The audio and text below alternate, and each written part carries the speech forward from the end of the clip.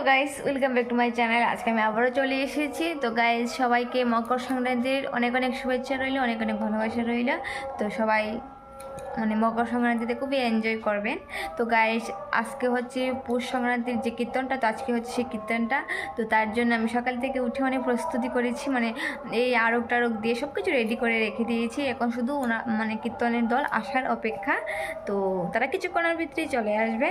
তো আমি তার মধ্যে আপনাদেরকে দেখিয়ে দিচ্ছি আমার বাড়ির ঘর সাজানোটা কীভাবে কীরকমভাবে হয়েছে।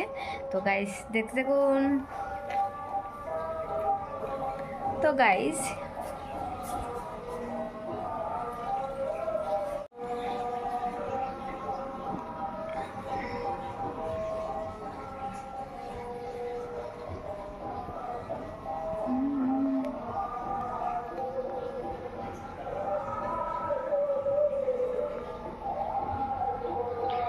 আমার বাড়ি সাজানোটা কেমন হয়েছে অবশ্যই জানাবেন।